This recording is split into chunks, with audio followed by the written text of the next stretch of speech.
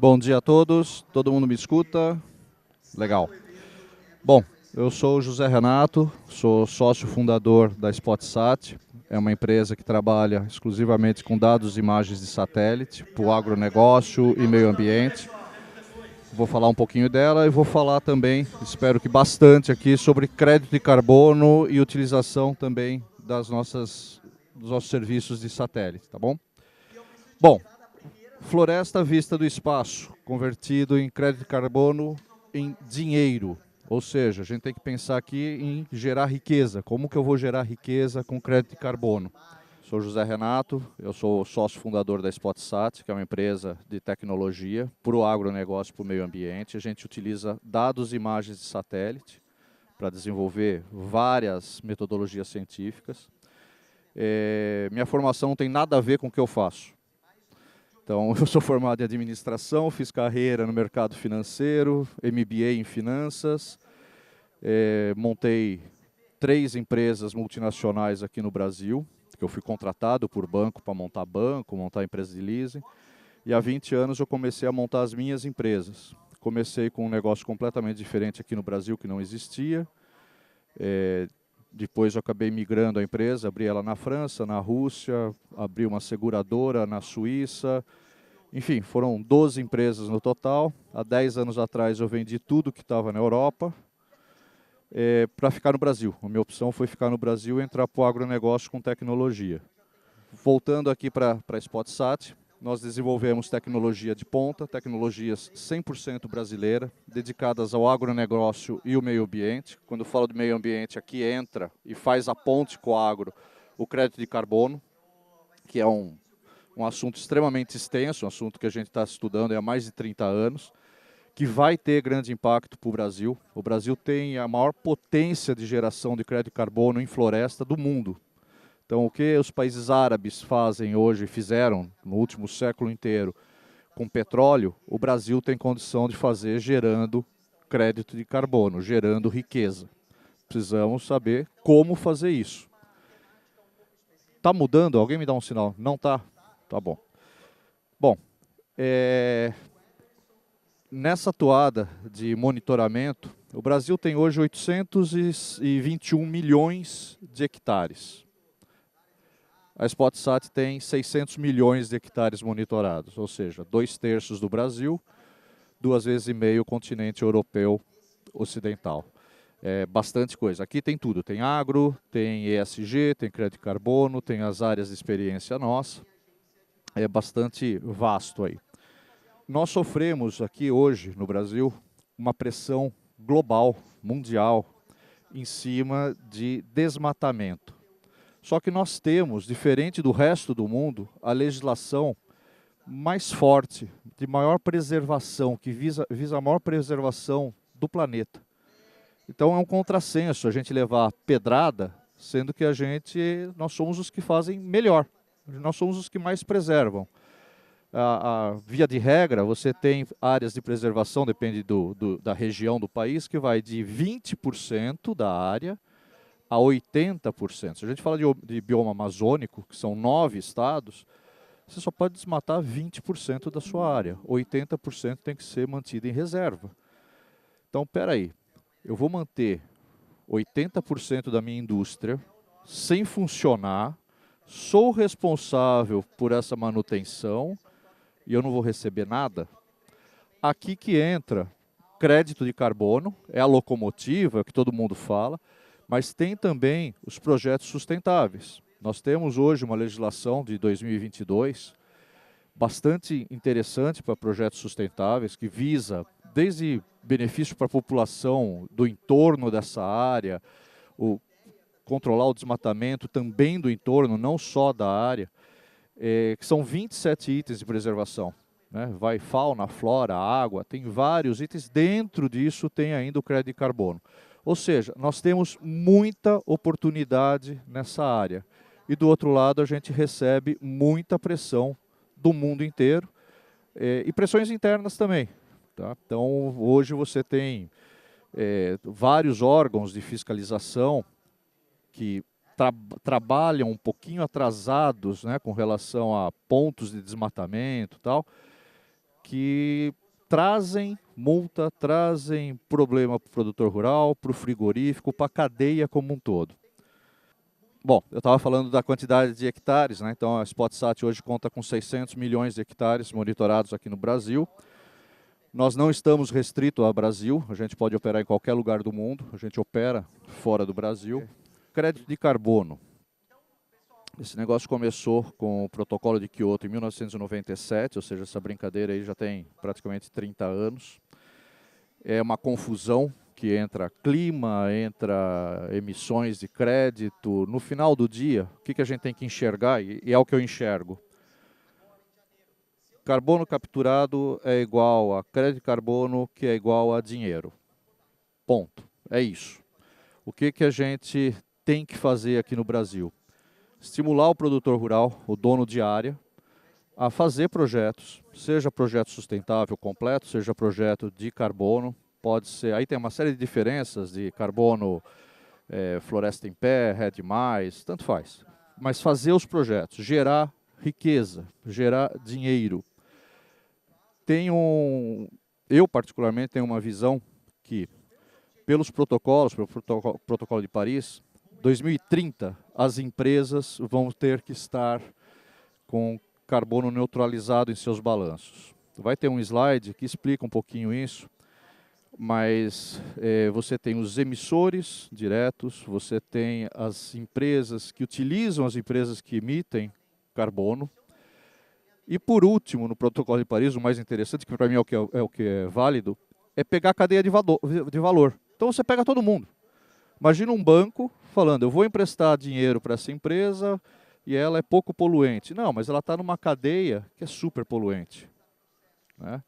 Então, você tem que, a hora que você pega a cadeia toda, você vê que ali tem muito valor, tem muita coisa para você amortizar de carbono. E isso é com crédito, ou seja, quem preserva gera um título. Aqui no Brasil ainda tem uma dúvida que está no ar, não está resolvida, se isso aí é um título mobiliário para CVM ou é um título financeiro para Banco Central, pouco importa. É um título que vale dinheiro. Aonde vai um problema nesse título? Ele só é válido se aquela floresta continuar em pé. Então, se você tiver uma floresta que emitiu um crédito de carbono e ela foi derrubada, aquilo ali virou pó. É nisso que nós nos desenvolvemos. Lá atrás, há uns 4 anos atrás, 5, a gente identificou uma oportunidade que era, poxa, estava fazendo um trabalho de monitoramento de uma floresta no meio da Amazônia, era um negócio de 600 mil hectares, que tinha emitido crédito de carbono e que estava sofrendo desmatamento. Fui conversar com o dono da propriedade e o cara falou, não, população ribeirinha não deixa desmatar. Esse é o slide que eu falei que ilustra a cadeia. O mais importante é o item 3, que é você pegar a cadeia de valor inteirinha. É aí que tudo vai acontecer, em cima da cadeia de valor. Bom, a gente estava falando do monitoramento. Imagina o seguinte, você tem uma área enorme, tem que fiscalizar se ela está sendo desmatada ou não. A auditoria, ela vai contar o acidente, ela vai contar que, olha, essa área foi desmatada. O que faz? Senta e chora, o crédito de carbono morreu. Eu fui no INPE na época, com uma imagem, e ali tinha um problema, nuvem, cobertura de nuvem, puta que legal, cobertura de nuvem em cima da floresta. E eu falei, INPE, eu preciso enxergar o que tem no chão, eu preciso enxergar as árvores, se elas estão lá. E o INPE falou, bem-vindo ao clube, cobertura de nuvem todo mundo sofre. O problema era, cobertura de nuvem, em cima do território, o satélite tira a foto e me traz nuvem, é isso que a gente enxerga. Eu vi uma oportunidade, falei, se o INPE não tem uma solução e ninguém tem a solução, eu vou tentar achar a solução.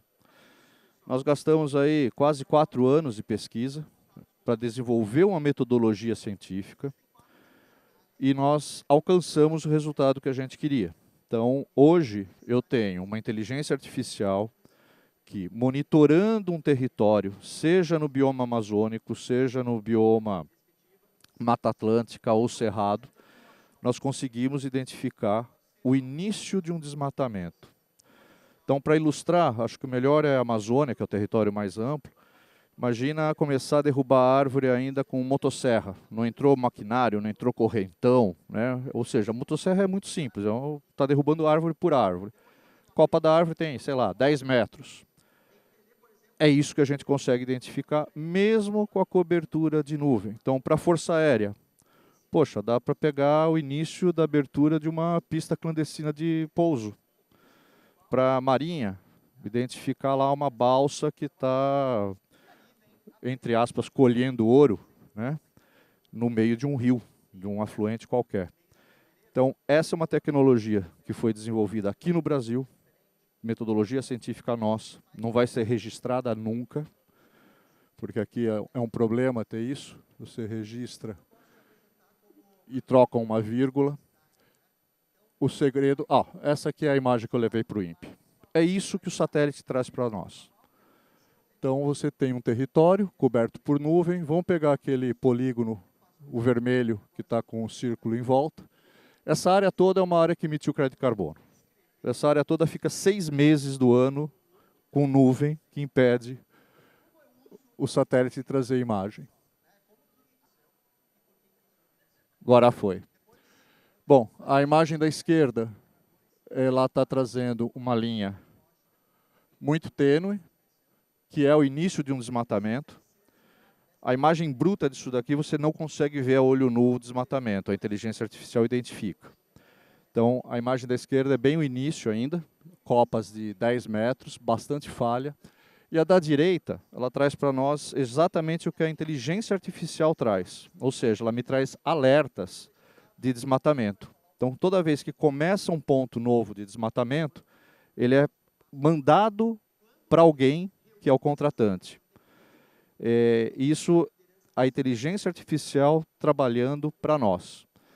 De inteligente, ela tem nada, porque inteligência artificial, na realidade, é um algoritmo que fica repetidamente sendo treinado.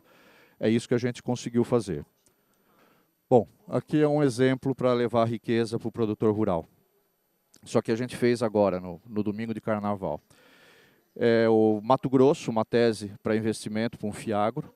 Nós levantamos todos os CARs, a gente tem o CAR do Brasil inteiro, atualizado semanalmente.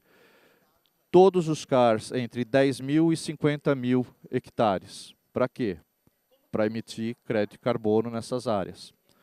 Então, você acelera o processo para a emissão do crédito, você acelera o processo do estudo que tem que ser feito, que geralmente demora um ano e meio. Esse aqui é um exemplo também. A área em vermelho, ela estava recebendo uma multa do IBAMA, ela foi desmatada, só que ela foi desmatada 90 dias antes da legislação entrar em vigor em 2008. Ou seja, a gente consegue provar que o passado que te condena, não te condena mais. O fiscal pode falar o que quiser, contra uma imagem não tem o que alegar. A gente aproveitou essa imagem e mostramos, isso aí é uma área no Pará, criadora de gado. A área em vermelho criou gado, o cara estava sendo autuado, frigorífico sendo autuado. A gente aproveitou e mostrou para o produtor rural que, poxa, a sua área ela é muito mais floresta do que criação de gado. E esse cara começou um projeto de crédito de carbono para passar a ser remunerado pela área que ele preserva. Então aqui você está levando uma nova linha de faturamento, uma nova linha de riqueza, geração de riqueza para o produtor rural. Bom, isso que eu falei no começo, com relação ao crédito de carbono, né?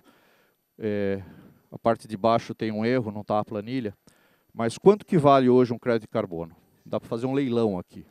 O mercado ainda não precificou.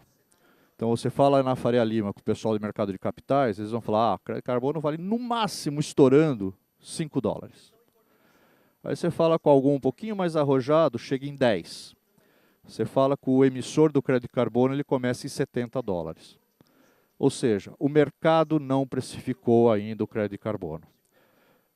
O que acontece no Brasil? Eu acho que aqui vai um ponto importante. O crédito de carbono aqui, ele está mistificado ainda.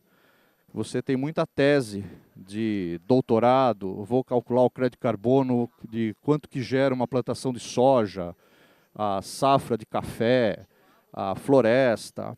Grosso modo, o crédito carbono ele tem, de alguma forma, ele tem que ter um protocolo aprovado por alguém.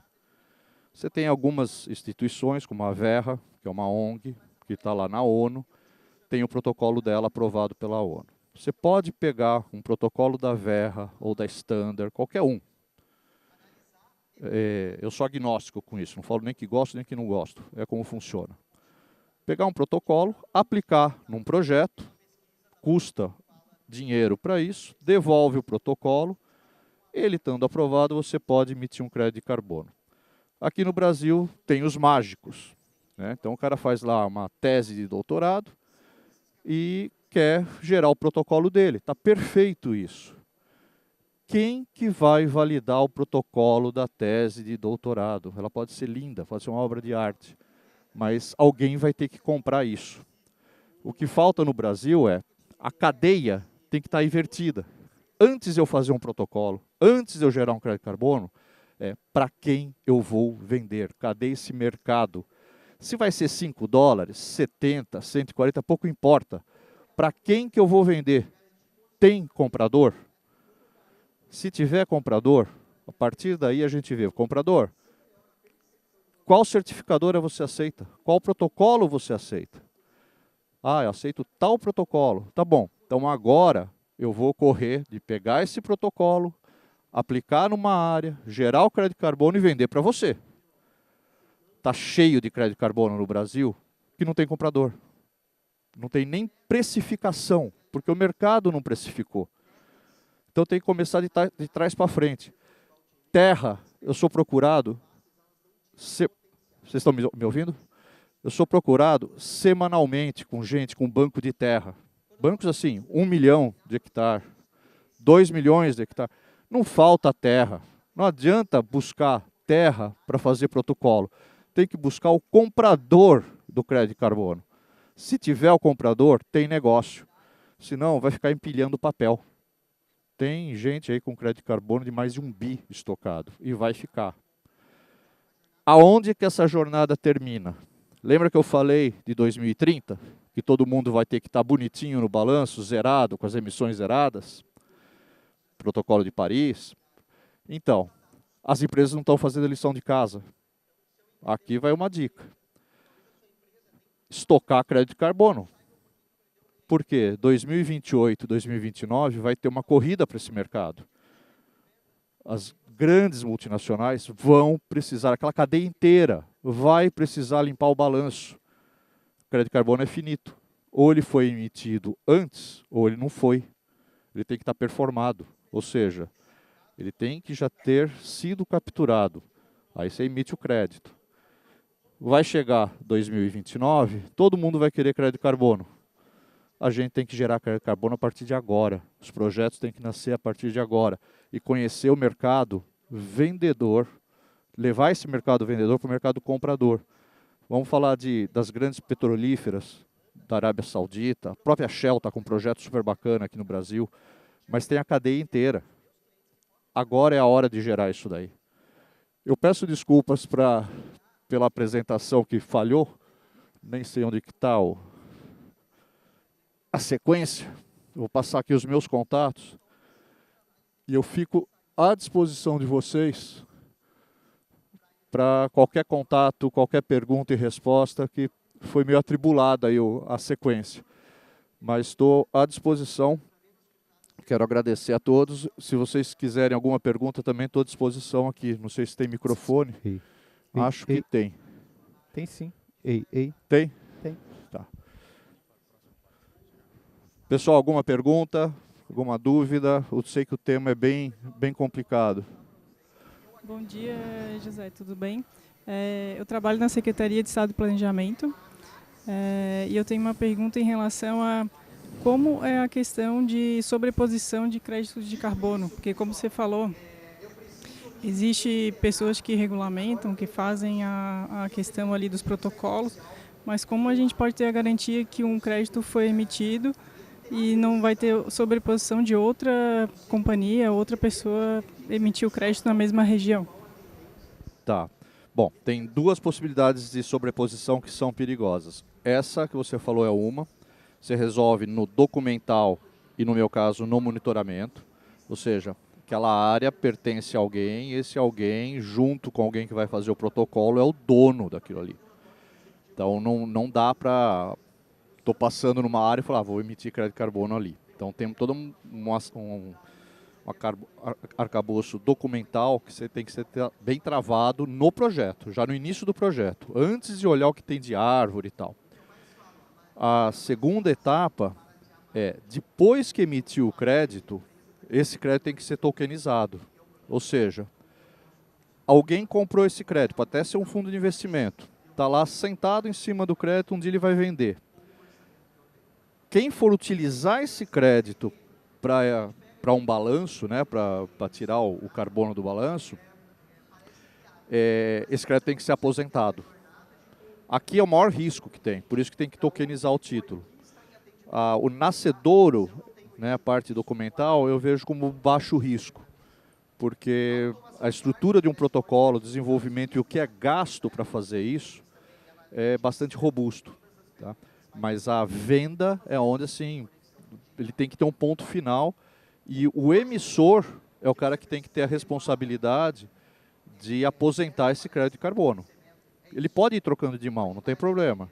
Só que a hora que ele for ser utilizado, ele tem que ser aposentado, tem que matar esse crédito de carbono. Então são esses dois riscos, um no começo, que é baixo risco, o outro no final, que a estrutura tem que estar montada hoje com um blockchain, que é a ferramenta que tem.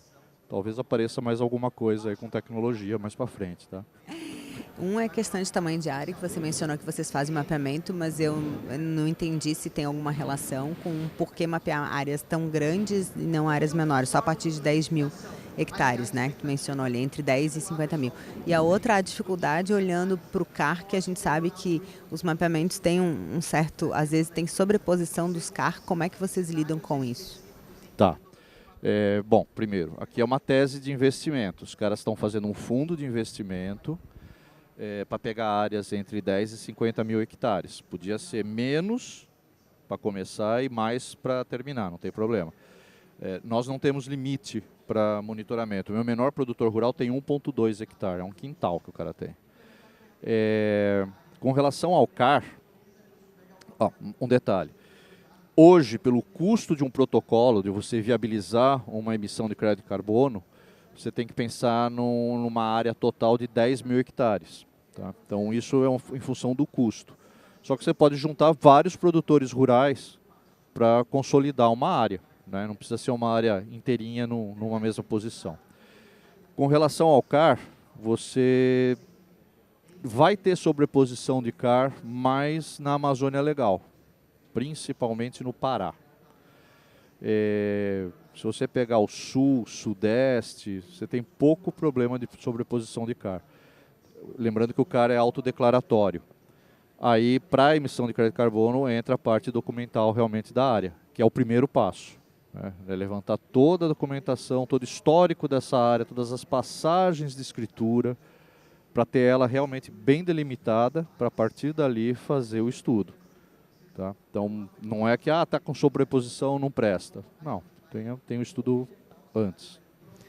Bom dia, eu sou a Adriana, eu sou assessora de investimentos e fiquei pensando como que isso vai ser comercializado para investidores e as questões de risco. Você falou ali de virar pó se houver o desmatamento, né? Como é que eles estão fiscalizando? Os próprios donos de terra que vão fiscalizar essa área preservada ou vão ter outras instituições para garantir que esse investimento não vá, sei lá, pegar fogo? Tá. Vamos entender um pouquinho do risco. Se você pegar uma área, vou emitir crédito de carbono, e eu vou emitir a partir de hoje, então eu vou fazer análise próximo 1 ano. Não vou nem falar da análise passada que pode ser feita. Então eu vou fazer de 1 ano. Terminei o período, é agora que eu vou emitir o crédito de carbono. Isso chama crédito de carbono performado, ou seja, ele foi capturado, ele existe e eu encerrei ele. Vou olhar um próximo ano. O problema é, você pode vender crédito de carbono futuro, a performar. Então, eu vou vender uma área por 10 anos, começando hoje com um ano performado. Você concorda que nos próximos 9 anos, se acontecer alguma coisa, que derrubar a árvore, queimou, sei lá, o crédito virou pó? Então, aqui entra uma preocupação do agente que fez o projeto, do proprietário da área, que é, eu preciso preservar essa área para poder emitir o crédito performado. Isso é o pessoal que quer emitir todo ano pacotes performados. Aqui você não vai ter o risco da área pegar fogo. O a performar tem. Para o produtor, ele tem que preservar a área, então ele tem que monitorar. Imagina que isso aqui está no meio da Amazônia, às vezes são horas de avião para chegar na área, é difícil acesso realmente. Então, por satélite, você monitora, você identifica o início de um desmatamento e aí você tem que mandar homem a campo, não tem o que fazer. Não é? Ali, sinto muito. É selva, é complicado. É um ambiente completamente inóspito. Mais uma perguntinha. E esse perfumado, ele tem uma validade, então? Não, você pode estocar. Daí eu fico com ele até eu vender para outra pessoa. Tipo, ele é eterno.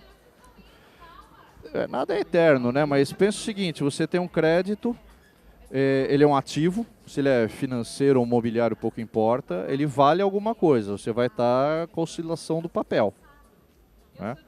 Mas ele está na tua mão.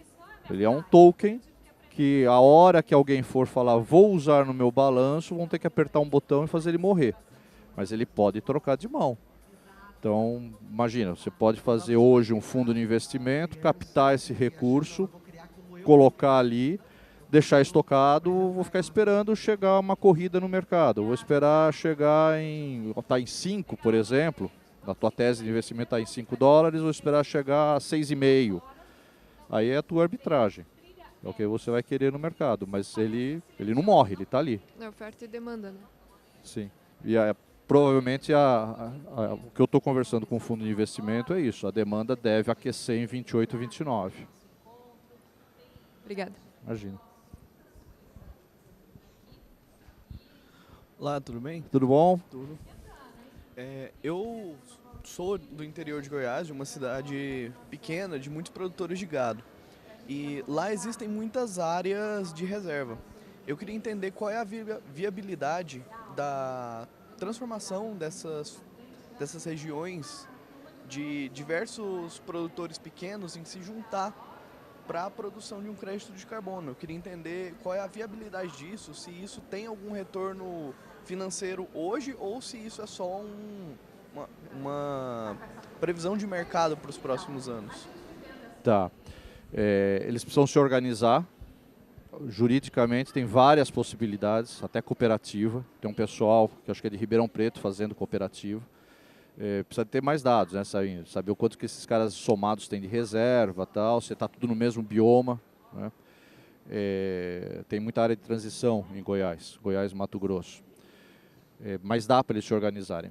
O ponto aqui idealmente acima de 10 mil hectares. Tá? Essa é a linha que hoje ainda é caro fazer o projeto. Talvez com uma certificadora brasileira, alguma coisa nascida aqui, caia o custo de um projeto. Mas eu juntaria uma galera até pelo menos 10 mil hectares para fazer. Tá? Agora, uma outra dúvida mais técnica em relação ao trabalho. Você disse que faz uso de imagens de satélite para poder fazer o mapeamento. Eu conheço uma outra instituição, talvez você até conheça, que chama Way Carbon, que eles fazem o mapeamento usando drones. Eu queria entender o que acaba saindo mais em conta nesse mapeamento, porque eu imagino que o trabalho por drone seja um trabalho mais direto, né? Você tem que estar próximo da região para poder fazer esse mapeamento. Eu imagino que então a visualização por satélite seja mais acessível, tanto pelo acesso quanto pela questão financeira também, né? Vamos lá. O drone não é inimigo do satélite, nem a turma do satélite é inimiga do drone, é complementar. A imagem de drone, ela é uma imagem que você consegue pegar, a imagem, sei lá, de 10 centímetros. A do satélite, 10 metros de pixel. Então, um pixel tem 10 metros. A de satélite é muito mais barata de trabalhar. A de drone é muito cara. Então, o ideal é conjugar. Se for para agricultura, você por satélite identifica uma mancha e depois manda o drone tirar fotos só daquela mancha para você ver o que fazer. Dá para ver o bumbum da lagarta. Com o satélite, se for fazer isso, é melhor vender a fazenda, porque é muito caro. Então, são atividades complementares. No caso do crédito de carbono, direto satélite. Você não precisa de nível de detalhamento. Esse nível de detalhamento é para agricultura, para lá de especializada. Tá? Pessoal, vou precisar encerrar. Já me deram uns 5 sinais. Quero agradecer muito vocês aí. Tem o meu contato. Por favor, fiquem à vontade aí para contactar, tá bom? Obrigado. Bom evento.